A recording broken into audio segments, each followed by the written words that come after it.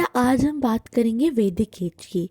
ये new chapter है, ठीक है। हड़प्पा सिविलाइजेशन के बाद माना जाता है कि इंडिया में आर्यंस आए थे, उन्होंने इंडिया को इन्वेड किया था, मीन्स यहाँ पे हमला किया था।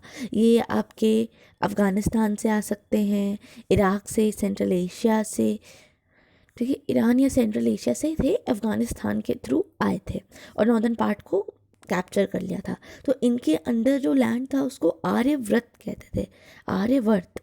तो इंडिया को आर्यवर्त भी कहा जाता है कि लैंड ऑफ आर्यंस, ठीक है। तो इस चैप्टर में हम लोग इनका हिस्ट्री, इनकी जो भी हिस्ट्री है, इनके जो भी आप कह लो वेद्स हैं, एपिक्स हैं, इनकी सोशल लाइफ है, इस सब के बारे में पढ़ेंगे, वैदिक एज पढ़ेंगे, ठीक है। तो वैदिक लिटरेचर की बात करते हैं। इसमें सबसे इम्पॉर्टेंट है आपके वेद्स और दो epics, Ramayana and Mahabharata. Epic क्या होता है अभी आगे चलिए मैं आपको बताऊंगी। वेद, इनके 4 वेद हैं, ऋग, यजुर, समा एंड अथर्व। इसके साथ में पुराण भी हैं, रामायण और महाभारत। ये इनकी ज़िंदगी के बारे में, कैसे रहते थे, क्या लड़ाइयाँ होती थी, फैमिली, ऑक्यूपेशन, रिलीजन, रिचुअल्स क्या थे, इन सब के बारे में बताते हैं। ऋग्वेद की बात करें तो बच्चों सबसे अर्लीस्ट है, और या आपको याद रखना है विच इज़ द अर्लीस्ट वेद। तो ऋग्वेद 1028 हिम्स है, 1028। एंड ये इसका जो पीरियड था जिस टाइम पे ये लिखी गई थी उसे अर्ली वैदिक पीरियड कहते हैं, 1500 BC टू 1000 BC। इसमें से बच्चों एक हिम्न है, उसका नाम है सुक्तायित, मतलब वेल स्पोकन। इस टाइम पे बच्चों को बोलने पे, सही तरीके से हिम्स बोलने में और उन्हें स्पेल करने पे ज़्यादा जोर दिया जाता है, ठीक है। सबसे पहले तो जो ऋग्वेद थी वो रिटन फॉर्म में नहीं थी, बट ओरली पास हुई थी, जिसे हम श्रुति कहते हैं। श्रुति का मतलब होता है आवाज़, ठीक है, या ओरली पास होना। यजुर्वेद में डिफरेंट चैंट्स हैं, और ये क्या कहते हैं कि इसको रिस्पेक्ट देने के लिए जो सैक्रिफाइस के टाइम इंस्ट्रूमेंट्स यूज़ होते हैं उन्हें आप रिस्पेक्ट देने के लिए। समावेद यजुर्वेद के बाद कंपोज हुई थी। इसमें 1549 हिम्स है। हिम्स मतलब आपके आप कह सकते हो भजन टाइप्स। ये आर्यंस के गॉड्स को डेडिकेटेड है। एंड अथर्ववेद इसका अभी भी हम लोग कई प्लेसेस पे यूज़ करते हैं मॉडर्न साइंस में। अथर्ववेद में क्या होता है बेटा, अथर्ववेद में आपकी जो मेडिसिनल क्योर्स हैं, डिसीजेस कैसे सही करनी है, डेंजर्स हटाने हैं, कुछ मैजिक फार्मूलाज की बात होती है। इसके आगे बच्चों बात करते हैं ब्रह्मनास। ब्रह्मनास क्या होती है, सैक्रिफाइशियल सेरेमनीज। ये मार्क करती हैं कि आप वैदिक फॉर्म से क्लासिकल लिटरेचर फॉर्म में आ गए। इसमें देखो हम पढ़ेंगे वेदांगास और उपवेदास।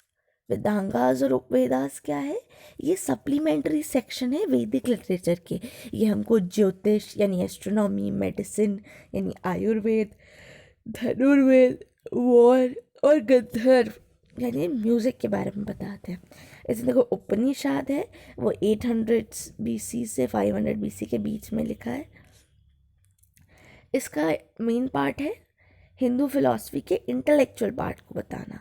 इसमें आप के जैसे पहले वेद्स में कई सेरेमनीज, राइट्स वगैरह बताते थे, तो वैसे नहीं बताया है, इसलिए इसको एंड ऑफ वेदास भी बोला जाता है। नेक्स्ट है बच्चों एपिक।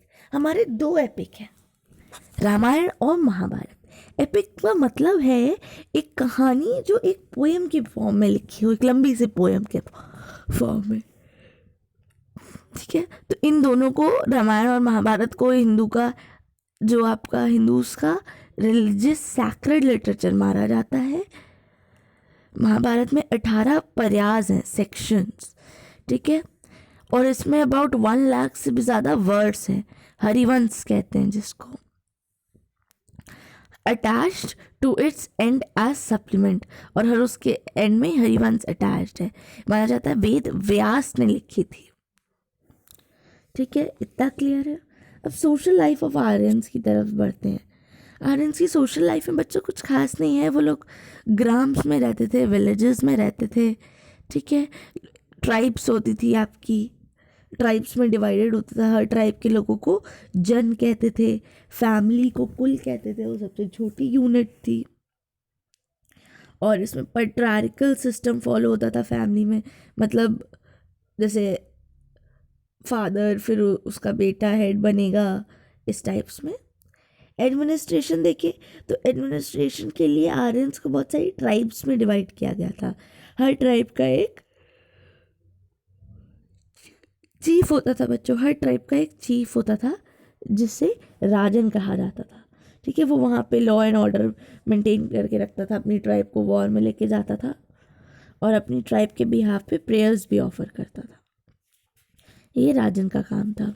ठीक है, अब सभा भी होती थी। आप अपनी बुक में नेक्स्ट पेज बच्चों पेज नंबर 32 का टर्न करो, तो जो ट्राइबल चीफ था उसकी हेल्प करने के लिए ये commander in chief, chief priest और विलेज हेडमैन भी होते थे। ये लोग सभाज ऑर्गेनाइज करते थे, वहाँ पे वो इम्पोर्टेंट टॉपिक पे बात किया करता था।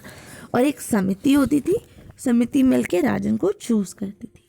क्लियर है स्टूडेंट्स इतना? अब हम नेक्स्ट टर्न में इसके आगे की बात करें।